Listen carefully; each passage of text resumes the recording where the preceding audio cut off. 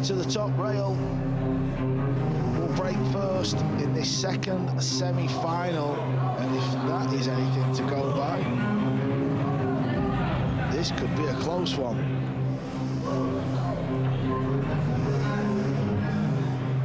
Mr. Van Boening. SVB gets the nod. He will start this match off. He'll be breaking first. Rack number 1, Mr. Van Boening to break.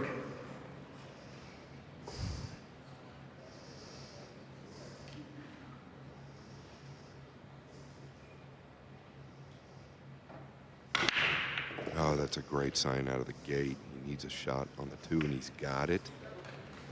He didn't get this all day yesterday. So this is a huge opportunity to send a message to one Joshua Filler early.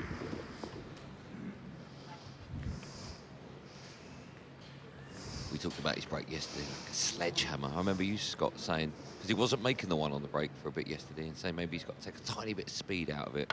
He's obviously made that adjustment, excuse me, for today. He'll be looking to dish.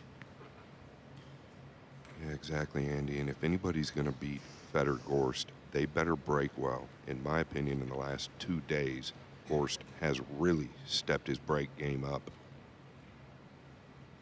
I don't think anybody breaking better right now than Federer Gorst.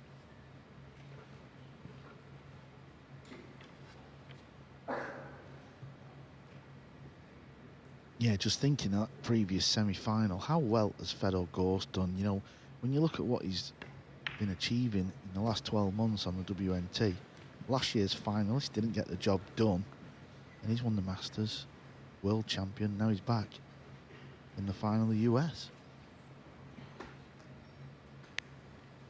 You saw what it meant to him as well. Fist pumps to the crowd. Obviously got huge support here in Atlantic City. He's going to have his work cut out, whoever he plays in the final later on today. Yeah, Andy, that's a real good sign there. Shane not afraid to get close to this 6. He's going to play the 8, obviously, in the top left, but you can tell if he's tight, there's distance there. This is also another good sign. He's just taking distance on the 8, so keeping the cue ball very simple here.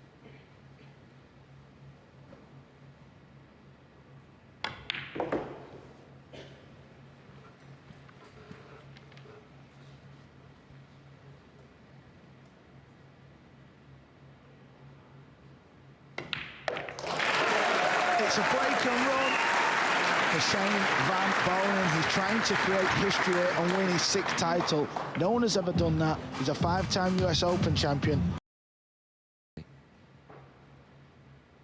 he trying to go 3 rails with the cue ball in behind the 9? Yeah, I'm just wondering if he can play a 2-way, play the 6 and the cue ball, but watch out 9. See, he's got to hit it with more speed if he's playing to make that ball. Luckily, it held up. And that is deep. So often you see the players attempt this type of shot. Well, this is a new one here. Hold the shot clock, please. It'll just go back where it belongs, because Filler's come to the table, you see. Yeah, what is it, 5 seconds? Is that the rule? Or is it once they get back to your chair? Well, in snooker, it's called gliding. And unless your opponent comes to the table, it's still your shot. Clock, please. Yeah, I believe that is the Thank you. The rule here. Be interesting with the overhead where John Lehman's put the 6th ball, because it's important it goes in the same spot. It's not exactly. It's not, Scott. No, it's a little closer to the jaw.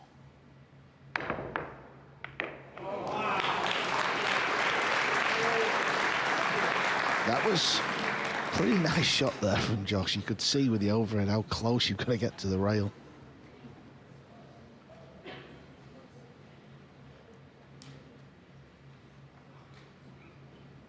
He's got to go back and forth here. Just a flat cue ball. All about pocketing the 7. That's a great shot. That's a great shot. Needs it to kick on a bit.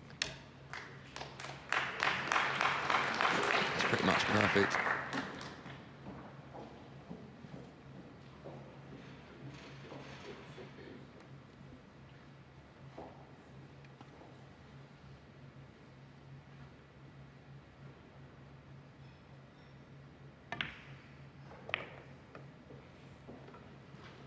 said before the match, this was such a tough one to call this afternoon. I have a feeling it's going to go all the way.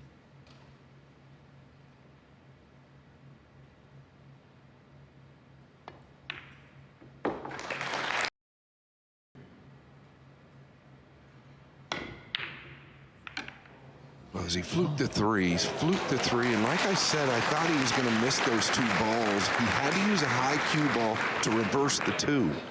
Very fortunate in this position. Yeah, that was a complete miss hit. Really was. Not only has he fluked a ball, he's landed on the 2. Is it destiny? Yeah, so he's hit it too thin. And I think the incorrect English, use a high ball, it's going to reverse that 2 towards the 8. He got away with one. Wow, that's a real problem. You see the 1 went high. I think he overamped, drew the cue ball back and forth. Let's see if he got a kiss on the cue ball, but this is the biggest concern if you're an SVB fan. Yeah, so he overdrew this. It drew 2 rails right back to the top left side. No good for SVB. He's got to make the adjustment. Dr. Shot clock, please. No one has played Joshua Filler and not been absolutely Attention, drilled. please. He's just that style of player. When he goes on one, it's just a joy to watch. A completely different style of play to, you know, what Fedor Gorst brings. Fedor's more methodical and takes a lot more time. Once Filler gets going, it can be pretty scary. Who do you think Fedor Gorst will want in the final later on out of these 2? I think he wants Shane. I feel like, you know, they played that big challenge match. Scott, you was commentating. It was just a week ago, right? And we actually spoke about it. And I said, I think Shane, it will benefit from. We was questioning, like, their fitness. But look, one's in the final, one's in the semis. Yeah, listen, I had dinner the first night before that match, and the tension was shocking. I sat in between both of those guys, and I thought there was going to be some light conversation. There was zero eye contact. You heard Fedor Gorst after he just won this last match. He said, I'm ready for Shane. Well, Shane has a little bit of work to do. This way he gets distance. He doesn't want to catch the 6 or 8. Yeah, he doesn't want to catch the 8 unless that happens. Wow. Still, no good. Yeah, 2 safety shots from Shane now where he's left the lowest ball over a pocket. That one not as obvious, but if you're running balls into other balls, you're never quite sure where they're going to go. Filler's got to get the short cue out here. He's going airball. Attention, please. Now, when I was getting ready for the US Open, I didn't bother practicing the jump shot. I found it so difficult, and I would have to spend so long practicing. I just didn't have time. But these boys, they make it look so easy. I won't give too many secrets away. Joe Rogan might be listening. He'll be pushing out into jump shots, Scott. Yeah. Well, these guys do make it look easy, but that one really was. Could get funny here. He's right over the 9. He played this rail first. Classy play just below the 6 and out. This is awkward, Carl. Yeah, I mean, the shot he's just played there, he's so loose. He could, you know, he can land on the left or the right of the 9. Similar to what Andy just said, he played a real loose safety last inning. So does he tighten that part of his game up?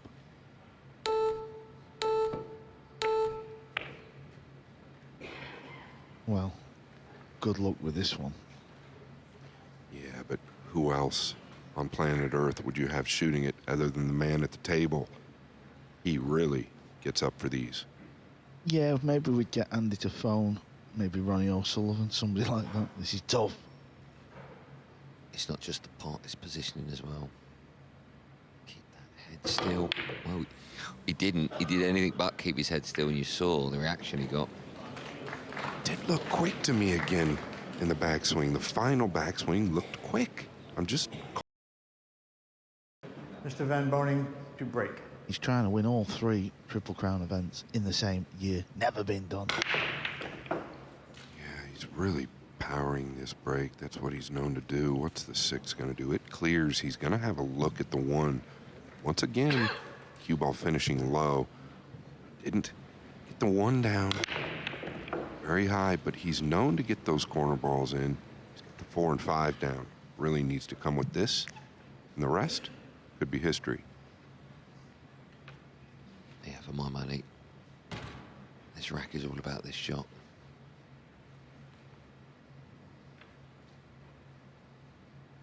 Interesting. It looks like he's digging down with a low outside ball versus just 1 rail. Sweet as a nut. That was beautiful. It really was. Yeah, pool players so used to running the cue ball round off the rails and finding their positional play that way. You don't really see them stunning or leaving. Oh. My goodness. He's fluked it in the right middle. Can you believe he's twitched the 8 and fluked it in the right centre pocket? Oh my word. Maybe a little too confident. I don't think any of us expected him to just miss that ball. Attention, please. Just maybe a lack of focus, a little too confident.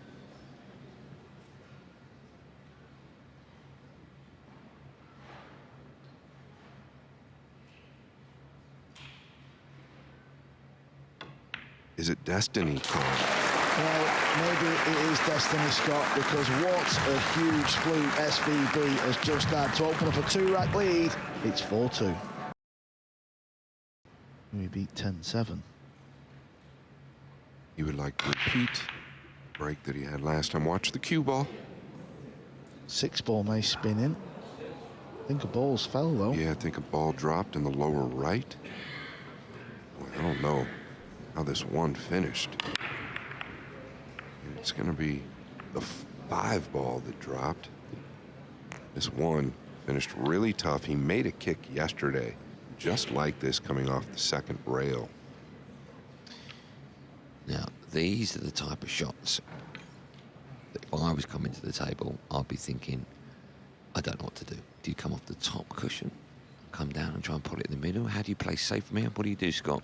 Yeah, I think the ball's much bigger if you come off the left long rail. So he's going to come off the top rail than the left long rail. The problem is if he catches it too thick, he could get snookered by the red 3. Obviously, if he catches it too thin, well, he's probably going to miss it altogether. I think he's a favorite to make this. Caught both points.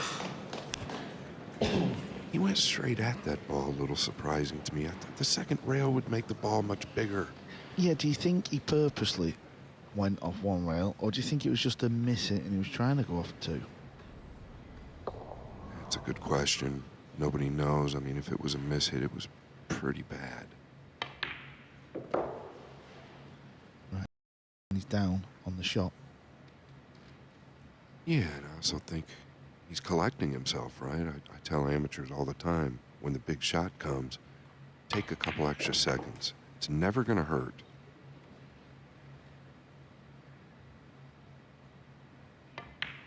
Well, SVB made a random ball on the break, and the 1 ball landed a little funny near the side. He went for the kick, trying to pot it, he missed it.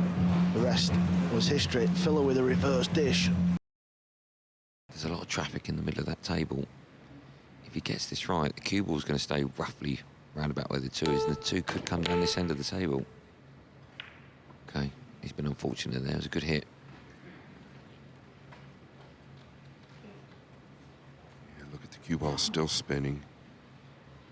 There's definitely a lot of work left here. Shane would like to punch this with an outside ball around the 8. Like Andy mentioned, there's traffic in the middle of the table, so he's got to be weary of the 7 and 9. Gonna come around 1, 2, 3, 4 to the right long rail.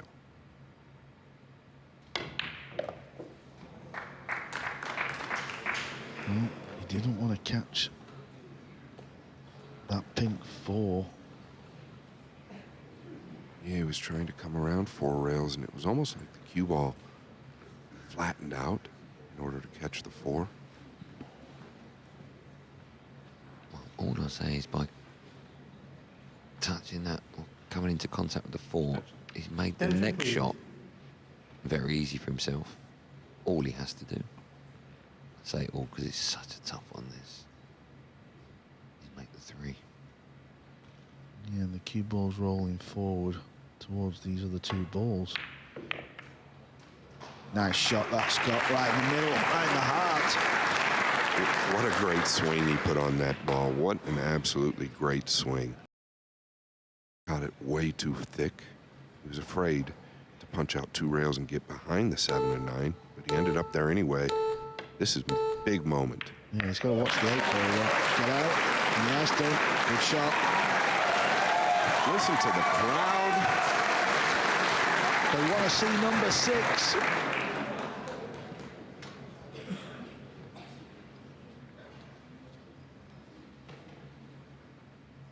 What's he do here? Back and forth above the 8 for the top right corner on the brown. Playing the combination must be pretty straightforward. Well, Scott's looking at myself and Carl slightly confused. He's okay here. He's okay. Couple of wonderful shots in that rack. And a bit of a dodgy one, but he kicked the 5 in. In the end, it was a combo, and he's back to 3 in front. It's SVB 6, Filler 3. Oh, look at the 9. Really getting action out of these balls now. That was probably the flushest hit he's had. What I love about Shane is, you know, he thumps the break, balls fly everywhere, the 9 moves, and you can see him just sizing up that next shot. He knows this is a tough one. The cue ball's near the rail, but I really feel like he just relishes these sort of shot choices off the break. Yeah, well, I'll say it. He's got a break like that if he gets through Filler to Fedor-Gorst. Fedor, in my opinion, by far, and I say it again, by far, breaking the best so far this week.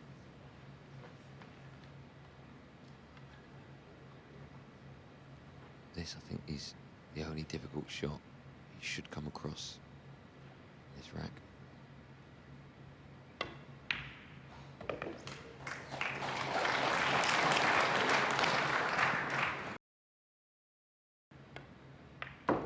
There he goes again to the middle. Obviously knows that he's going to be on the crack line coming down for the 9. I have to point out, these middle bags are so tight. I know on your TV screen, Attention, please. this looks relatively easy. It's anything but. Oh, look at the corners, how sharp they are.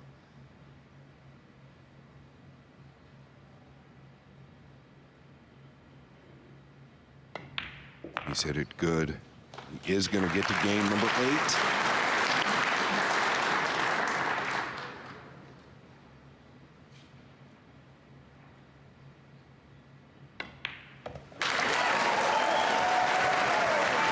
Shane Van Boening with a break and run. He now has a 5-rack lead.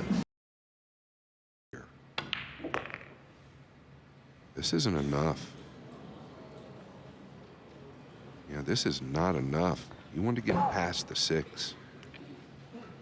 If you can catch the top rail, the cue ball is tracking down here towards the 5.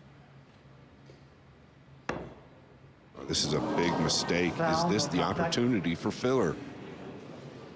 Well, it's not the fact that he's missed it. He'll be more annoyed about the shot before where he should have been on it and he Start snooped shot himself. clock, please. That's what will be rattling through his head at the moment. He's striking down the cue ball, trying to put a bend on the white. If he makes contact with the 4, the cue ball's automatically coming up for the 5. Yeah, the problem on this new cloth, if you hit it with speed, is that cue ball doesn't have time to take that inside English. He got down pretty quick. He had plenty of time left on the clock. Shot it a little too firm. It didn't have time to grab. That's why he missed the whole ball. To break. course, when you're in a rack, break next. And that's what you need to do on the break. Where's that white off to? Oh dear. Well, it would have been horrifically unfortunate for it to drop. As it is, he gets the one in the middle and he's landed perfectly on the two. I always felt like when we used to play, Scott, back in the day, that, you know, anytime you made an easy mistake when the balls were in the open, you know, not missing a long putt or a bank shot, I mean, just a real basic error. It's amazing how many times your opponent break and run to the very next rack. Yeah, oftentimes they'll make the 9 or they'll break and get a great shot and run out on you. This is the last guy you want to do that. This rack could really get him comfortable. Shane knows you don't want to get Josh comfortable. Needs to play a good shot here, though. This is not obvious at all. Yeah, it was almost like he let up there, crashing into the 6. There's a lot of balls down here. This can go wrong. I'll tell you what, that is a pretty good shot. Yeah, I think he's going to get comfortable when we've got a match. Andy said it early. Long way from over.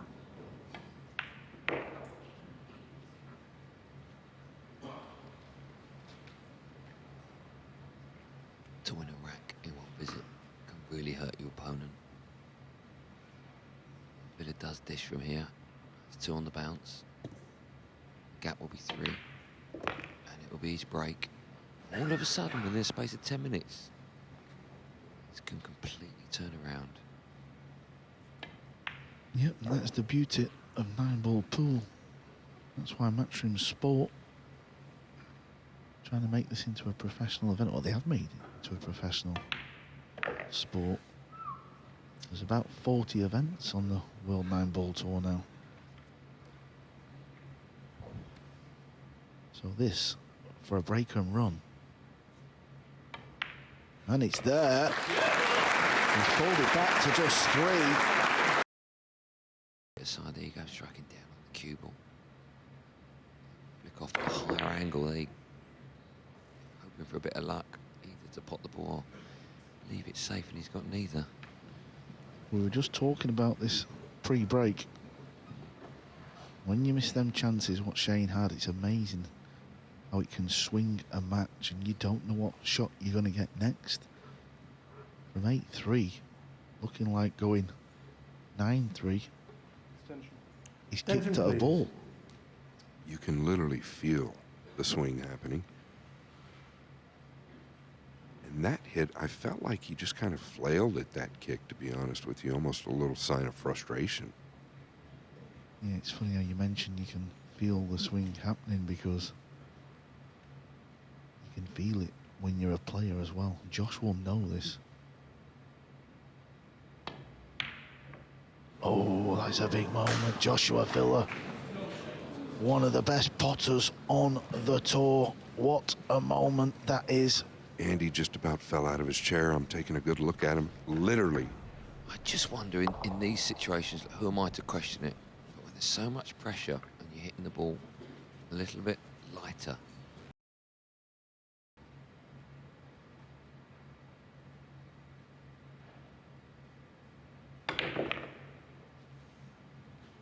Well, this has been unbelievable, hasn't it? The swings back and forth between both players. SVB should have been a lot closer to the 8. It would have been unmissable. Now, he's left himself long. He's got to power it in.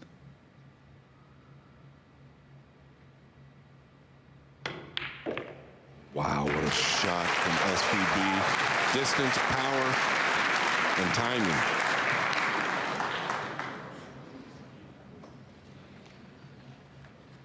Let me tell you, these are very tough. And I'm talking from experience here. Yeah, this looks a little bit like your 9 in the first rack against Suke, Andy.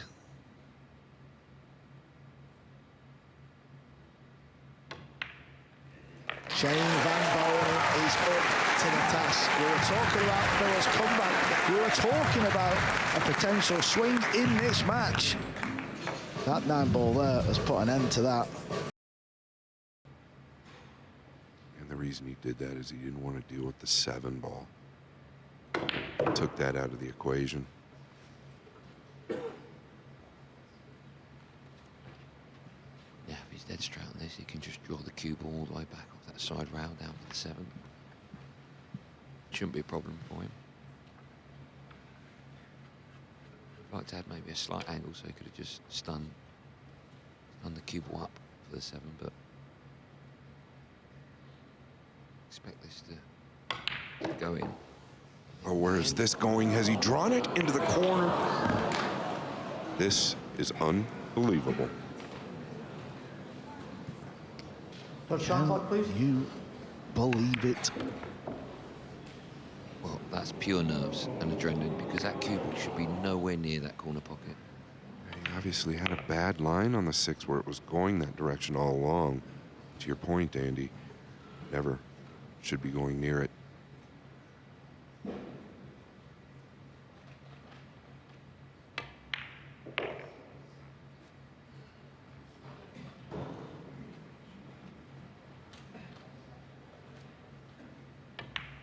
Just when it looked like Shane Van Boening was going to put himself on the hill, he scratches, and Joshua Filler is still in this match. Let's see about this shot. Trying to get up behind the pink. I think he overhit this. If he has overhit it, he may find himself in some trouble. No, he's okay, Scott.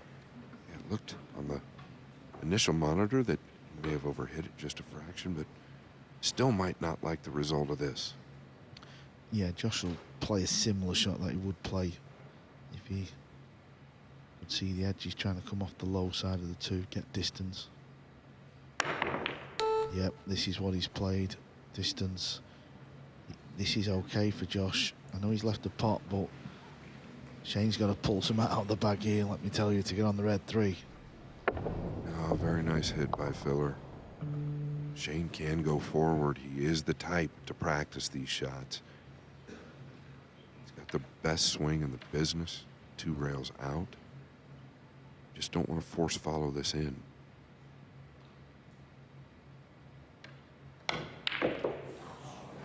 How do you like them apples?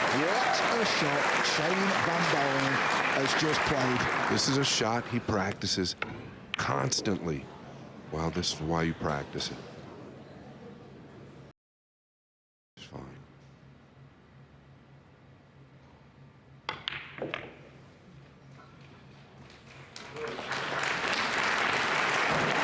He really likes to let that stroke out, doesn't he?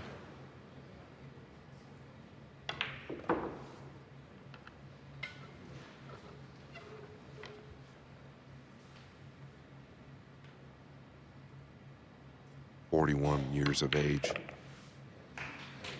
Last month, July 14th.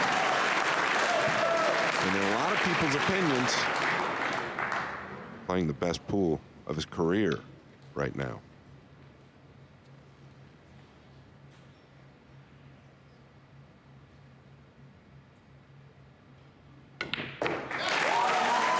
Just listen to the crowd, listen to the noise. Shane Van Boening is on the hill. What a shot he played on the blue 2. That was a thing of beauty.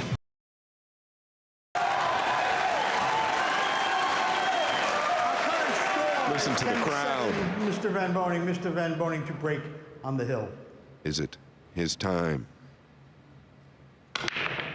Oh, you amped him up. Lost the cue ball too, the 1. Well, it's gonna go. He's got an opportunity here to seal the deal. Yeah, it's one of them where you've got to purposely play into the rail. I don't think this one's on.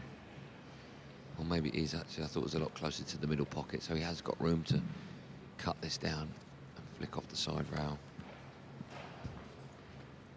Yeah, Andy, the good news is, too, he's using a low right ball, which is kind of what we call go in English, right? If he doesn't over-amp it, the cue ball's coming back towards the 2.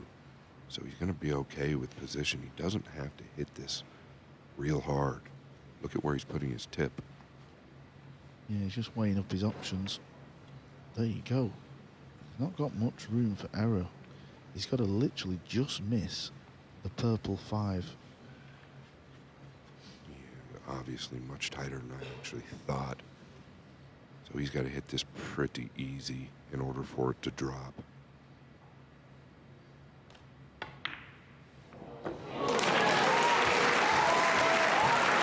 Look at the split. Look at where the balls are.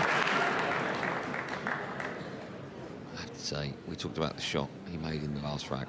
I think that's just as good. Doesn't go naturally. It has to hit the side round. You hit that too high, you rattle it and it stays in the jaws, and you lose the rack.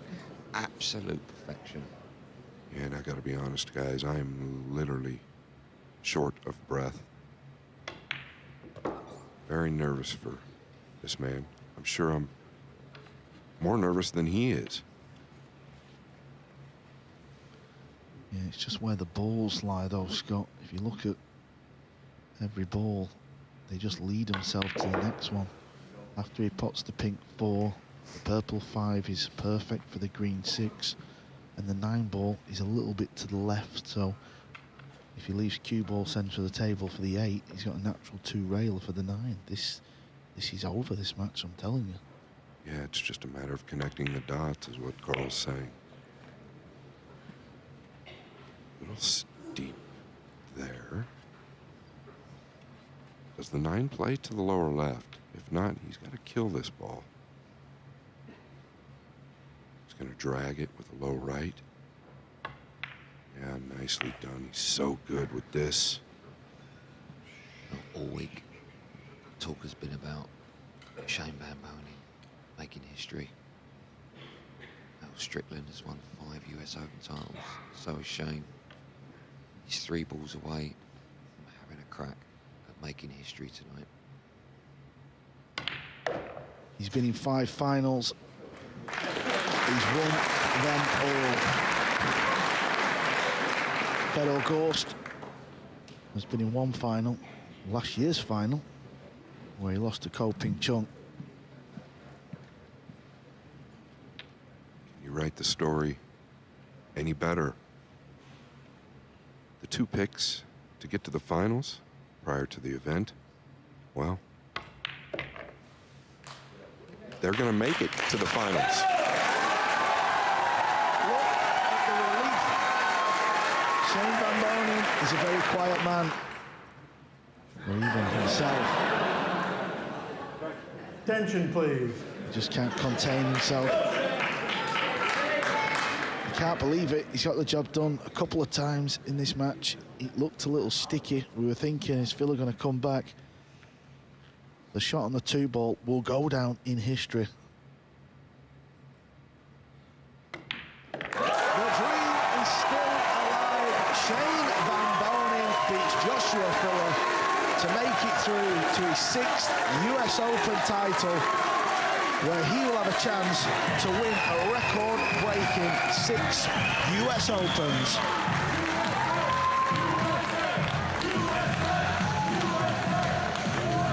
Can it actually happen? Could it really actually happen? Can this guy get 6 US Open titles?